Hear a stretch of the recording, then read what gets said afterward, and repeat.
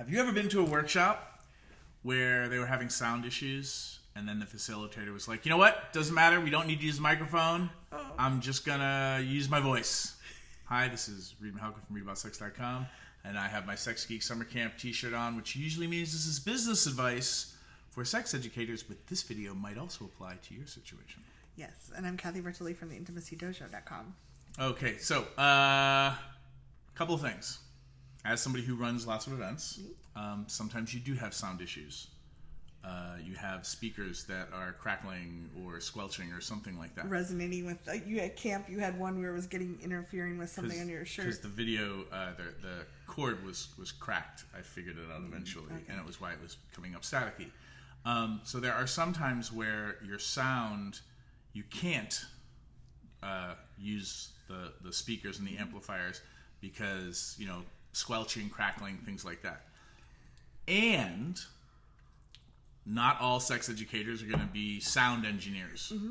And you might be in a situation, you're teaching a workshop at a yoga studio or something, and all they have is the equipment they have, and there's not like a sound tech engineer on site. Mm-hmm. My pet peeve, and this is something that because I used to be that guy who'd be like, I'm a trained actor, I can use my voice, and very loving, patient people in the disability world would pull me aside and generously say, like, dude, like, so here's the problem with that. Sound issues aside, where something cannot be fixed, being comfortable with microphones, mm-hmm. and trying, to, when you're teaching, have amplified sound is really fucking helpful for people who have hearing challenges. Mm-hmm. And I'm deaf in one ear, completely deaf, but I hear fine in the other ear. And if I'm sitting on the wrong side of somebody in a conversation, it's a lot of extra work for me, especially in a noisy restaurant, to pay attention. So imagine how fucking much more work it is for somebody else in your audience who could hear you if you would just use the fucking mic. Yeah. So where this comes for me... I also think of people that they have a mic, but they hold it so far away it's not doing anything. Yeah, or they're talking and they're Italian like you, and the mic's all over the place. So these skills, getting comfortable and being able to give great mic, so that there's two things here. One, so that you can make sure people can hear you more, mm-hmm. And don't have to work so hard, yes. So that they can learn more of what you're talking about and have a better experience, especially if you're leading like a 3-day event, yes. And every day for 6 hours they're having to try to hang on your every word. This happened actually at a retreat recently. Mm-hmm. It was driving me crazy because I brought the sound system and it was, for the most part, working really well. But people just didn't want to use the mic. And we had people in the audience who said, I can barely hear because of my hearing. It's exhausting to, that constant... So here's my pet peeve.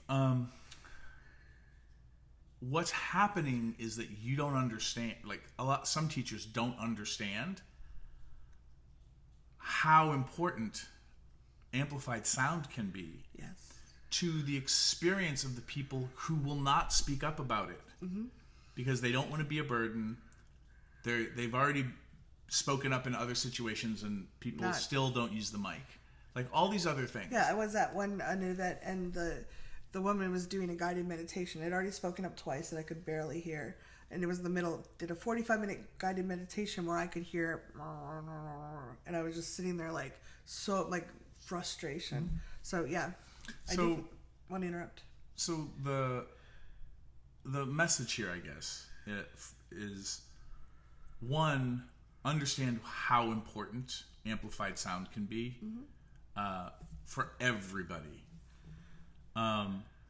Two, get really comfortable and savvy with using technology when you're teaching and speaking, so that it becomes second nature to you, and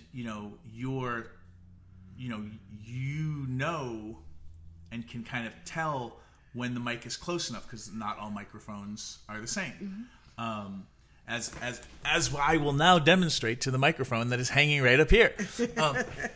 But like getting savvy with that will allow your attendees to have a better experience and learn more and take more of your knowledge and wisdom home with them.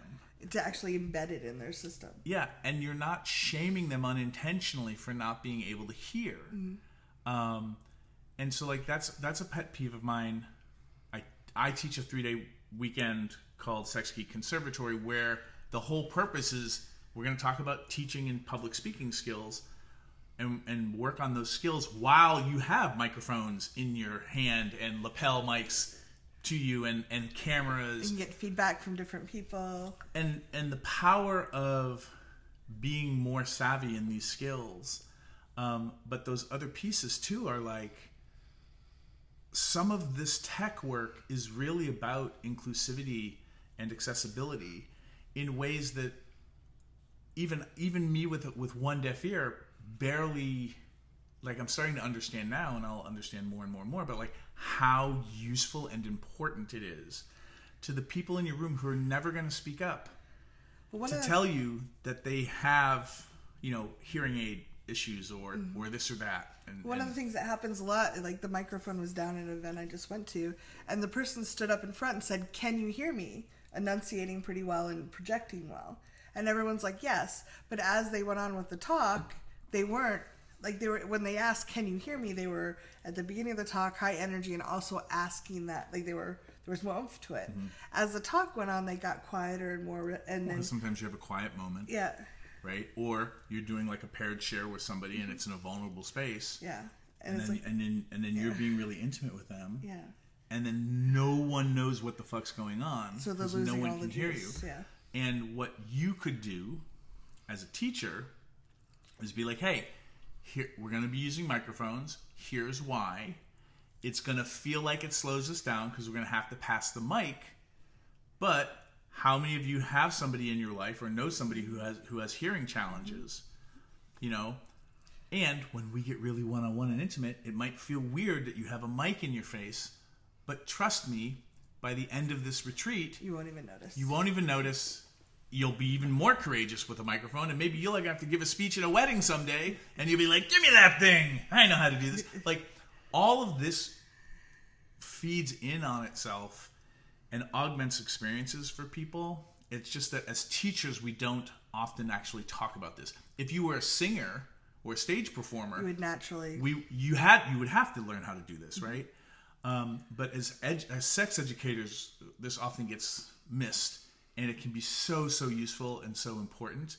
And it also helps you with like situations if you ever get interviewed, on a podcast in studio or on a TV show or something like that, where somebody hands you a mic and you're like, "We're good. I got this shit." So if you're interested in coming to Sex Geek Conservatory, amazing, check out sexgeekconservatory.com or readaboutsex.com/conservatory. I run it usually once a year. So there may be one coming soon, as in this situation. There's one happening soon in Portland, or there may be another one coming up shortly. So please check it out. I hope this was useful for you, and thanks for watching. Yeah, just to add, conservatory is one of my favorite classes that Reid offers, and it just really, I watch people blossom in it in ways they didn't know. Like, they really access their own power. You spend so much time getting your information together and curating it for the audience. Delivery is just as important, and not having to worry about that is beautiful. Thanks, Kathy. Yeah.